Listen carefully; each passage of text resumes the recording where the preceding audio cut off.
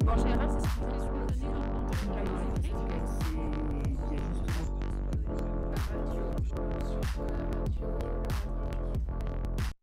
Bonjour à tous et bienvenue dans EJC TV, une édition de 11 heures à côté de Jade Salmi, une édition, vous le verrez, largement consacrée au Festival de Cannes. En effet, cette année, Brut, le média en ligne, assure la diffusion officielle pour la première fois. Une équipe de nos journalistes a pu suivre un de leurs membres dans ce dispositif inédit. Nous parlerons également du concours organisé par la mairie de Cannes pour tenter de faire participer les Cannois un maximum à leur festival. Et revenons d'abord sur cet énorme dysfonctionnement qu'a subi la SNCF ce mardi sur l'axe Marseille-Nice. Un incident qui a créé des heures d'attente pour les passagers et notamment pour les festivaliers qui se sont retrouvés bloqués entre Sainte-Maxime et Cannes. Un reportage de Noah Bergot et Valentin Roux. Depuis 13 heures, aucun train ne dessert la gare de Cannes. Il s'agirait d'une défaillance provenant d'un des postes d'aiguillage selon un tweet de la SNCF. La circulation de tous les trains est interrompue dans les deux sens entre Cannes et Antibes. Alors j'étais en train de jouer au Scrabble avec mes grands-parents et on a reçu un message comme quoi il n'y avait plus de train qui s'arrêtait à Cannes. Et moi je devais prendre un train qui partait de Cannes pour aller à Lyon, pour rentrer chez moi, parce qu'en plus j'ai un vol d'avion demain pour partir au Canada. Un seul train d'affiché en direction de Menton est déjà 20 minutes de retard. Face au panneau d'affichage, les voyageurs sont dans l'incompréhension, des regards exaspérés et une pression qui monte dans la gare. Des dizaines de personnes viennent s'entasser sur les quais afin d'obtenir des renseignements. Après 4 heures sans train, les espoirs commencent à renaître, comme pour Fabrice, jeune retraité dracénois. Là, j'ai visiblement un peu de chance. Je suis arrivé il y a 10 minutes. Ils annonçaient un blocage complet pendant quelques heures. Et là, il y aurait un train qui peut se débloquer dans encore une petite demi-heure. La panique se propage jusqu'à l'entrée de la gare. Les nouveaux arrivants se pressent vers le personnel de la SNCF pour obtenir des renseignements.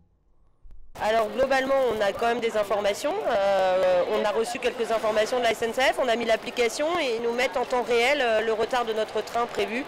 Et là je pense que la panne est tellement énorme qu'ils ont du mal à nous donner une idée du retard. Face aux annulations successives des trains, certains rentrent chez eux. Malgré la fin du port du masque, les sourires ne sont pas prêts de réapparaître chez les usagers. Et lors de ce 75e Festival de Cannes, notre équipe de journalistes a suivi Sacha Dahan. Il est journaliste pour Brut et couvre le festival pour la première fois. Portrait par Marco Thiollier et Victor Létispion. Salut, Sacha de Brut avec toute l'équipe. On va être présent tout au long du Festival de Cannes. Voilà. Parler derrière son téléphone est devenu une habitude pour Sacha. Salut, c'est Sacha. Peut-être tu peux dire ce que tu fais? Écoute, là je fais une petite vidéo pour un teaser de Brut Live. Brut Live, c'est une application de conversation vidéo en direct. Journaliste chez Brut depuis bientôt 4 ans, il a une mission simple, faire vivre le Festival de Cannes aux jeunes à travers l'écran. Moi, comme l'ensemble de la rédaction du Pôle Stories, on va être plus sur le côté immersif, un peu coulisses, etc., backstage, suivre certains castings. On fait aussi beaucoup les à côté du festival, c'est-à-dire s'il y a un artiste, un rappeur qui va venir dans le festival, nous on va le suivre. Le principe de Brut est de publier des formats courts sur Instagram, TikTok et Snapchat. Pour le Festival de Cannes, il y a un dispositif très précis qui est mis en place. C'est une chaîne déjà qu'on va ouvrir qui va s'appeler Brut Festival, dans laquelle on aura une publication par jour. On va également avoir du contenu un peu plus organique une fois par semaine sur la chaîne Brut Stories. Une autre partie très importante aussi de notre dispositif va se déployer ici sur Spotlight, qui est quelque chose de très récent pour nous, qui ressemble un petit peu à TikTok et aux Reels. Et là, on va publier un peu des contenus tous les jours. Le média a été créé en 2016 et son succès est énorme auprès des jeunes. Voilà, moi je suis un passionné de ciné, donc forcément, si on arrive à notre petite échelle à pousser les jeunes à aller dans les salles, ouais, c'est que du bonheur, quoi. Il cumule plus de 10 millions d'abonnés sur les différents réseaux sociaux. Ouais, Brut est en plein développement, on évolue chaque année, donc ça c'est cool. On n'a pas encore atteint notre plafond vert, je pense. Sacha vit son 3e Festival de Cannes et c'est toujours un rêve éveillé. Et cette année, il entend bien rencontrer l'une de ses idoles. Pouvoir se dire que Tom Cruise va passer sur Brut, tu vois, c'est un truc de ouf. Voilà, la plupart des gros acteurs, en gros, s'ils font pas Brut, ils font pas un autre média, quoi. J'aimerais bien discuter avec une personne comme Adèle Exarchopoulos, tu vois, en vrai j'aime bien. Tahar Rahim également. Et puis après, à l'étranger, tu vois, des grands cinéastes comme Hirokazu Koreeda. Sur la croisette, Brut est de partout. Leur stand, il est installé juste ici, sur le port de Cannes. Et au total, ce sont 200 personnes qui ont été envoyées par le média pour couvrir le plus grand événement culturel au monde. Fouler le célèbre tapis rouge de Cannes, c'est le rêve de milliers de cinéphiles, mais il est parfois compliqué d'obtenir des invitations et même des autorisations. Alors pour permettre à certains chanceux de profiter de l'expérience, depuis quelques années, la mairie de Cannes a mis en place un tirage au sort. Réservé aux Cannois, il leur permet d'obtenir peut-être un pass VIP le temps d'une séance. Reportage de Brieux Le Turmier et Lucas Métairie. Fouler le tapis rouge, le vrai, quel cinéphile n'en a jamais rêvé? Cette année encore, la mairie de Cannes a donné l'opportunité à quelques chanceux de pouvoir assister à au moins une séance de la compétition.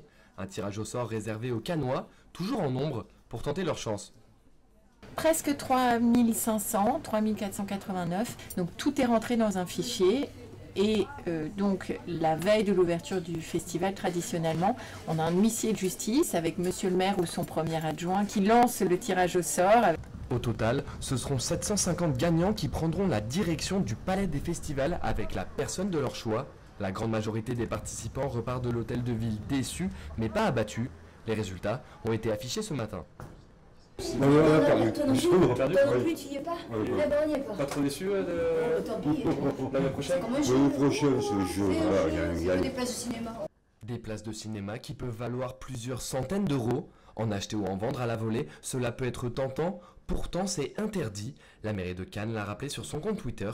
La seule manière d'avoir des places, c'est de gagner. Enfin bon, c'est bien, je suis content d'avoir gagné. Il y a des années, j'ai pas gagné, mais ça fait longtemps que j'habite à Cannes, donc ça m'est déjà arrivé de gagner. Oh bah de toute façon, j'en ai vu plein, des stars. Bon, maintenant, je suis un peu, vous savez, avec mon âge, j'en ai vu beaucoup. Les stars, elles c'est sûr, ont bien leur place pour la séance et seront présentes demain pour la cérémonie d'ouverture du 75e Festival de Cannes. Et ce mois de mai marque également le retour des grandes chaleurs dans le sud de la France. Dans le département des Alpes-Maritimes, les agriculteurs ont dû s'adapter à des mouvements de sécheresse. Mathilde Giannini-Beillon, Kylian Chaput et Valentine Brevet sont allés rencontrer une éleveuse de brebis. À Tourette-sur-Loup, Valentine élève des brebis depuis 30 ans, mais cette année est une année particulière puisqu'elle est confrontée à la sécheresse. Le manque de précipitations depuis le mois d'avril et les fortes chaleurs perturbent son troupeau de 500 bêtes. Actuellement, c'est vrai qu'on voit qu'il y a qu'il y a de l'herbe sévère, mais tout ce que les brebis vont pâturer, en fait, s'il n'y a pas d'eau derrière, ça ne va pas repousser. Comme il n'y a eu pas beaucoup de neige et pas beaucoup de pluie en montagne, et ben la montagne ne va pas avoir le nécessaire pour qu'on ait suffisamment d'herbe pour la période de 4 mois. Aujourd'hui, la survie de ces bêtes n'est pas en jeu, mais elle pourrait le devenir si le phénomène se poursuit. Pour le moment, la conséquence concrète de cette sécheresse, c'est la prolifération de plantes nuisibles dans les pâturages. Alors ça, les ronces, ça adore la sécheresse.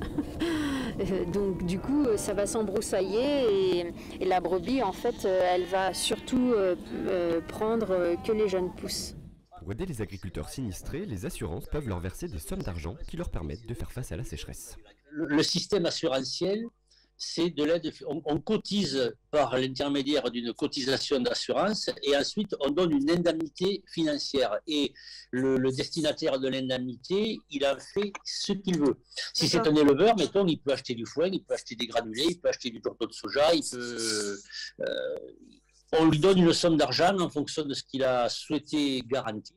Ces aides ne sont que temporaires alors que la vague de chaleur devrait se poursuivre dans les prochaines semaines. Météo France prévoit des pics jusqu'à 40 degrés dans le sud du pays. Et justement, Mathilde Giannini-Beillon vient de nous rejoindre en plateau. Bonjour Mathilde. Bonjour Jade, bonjour Lucas. Alors, concernant ce reportage sur la sécheresse, est-ce que vous pouvez nous en parler un petit peu plus? Dans le reportage, on aperçoit pourtant de l'herbe plutôt verte. Oui, tout à fait, Jade. En fait, on aperçoit de l'herbe verte, mais en fait, c'est de la mauvaise herbe. C'est les premières herbes qui sont là, mais elles ne vont pas durer. Et le problème, c'est que les moutons ne mangent pas cette herbe, ils ne l'apprécient pas.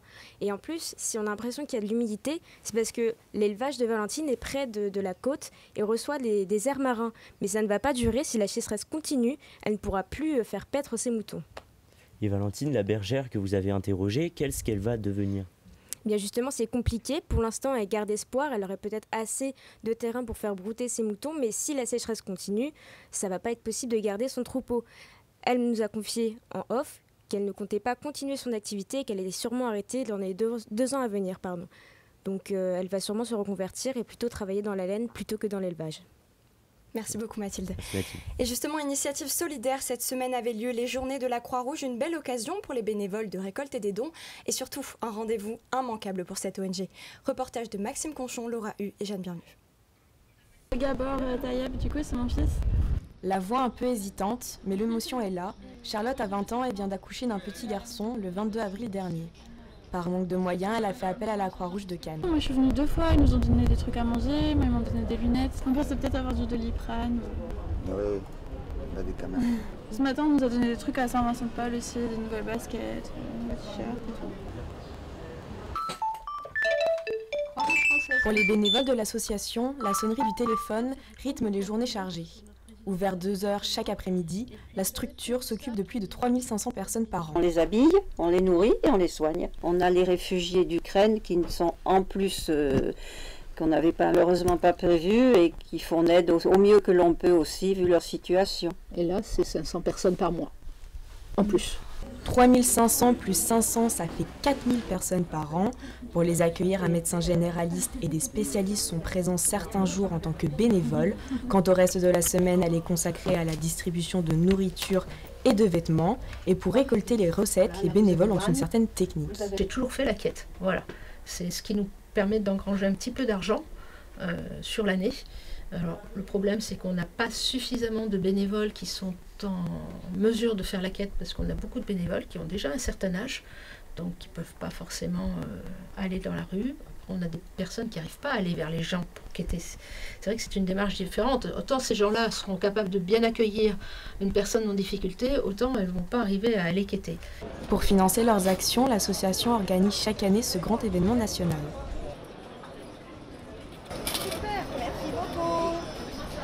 L'opération se terminera le 22 mai, mais les dons sont possibles toute l'année. Ce journal et votre rendez-vous d'actualité revient dès midi et demi en compagnie de Kylian Chaput et Marie-Claire. Au revoir.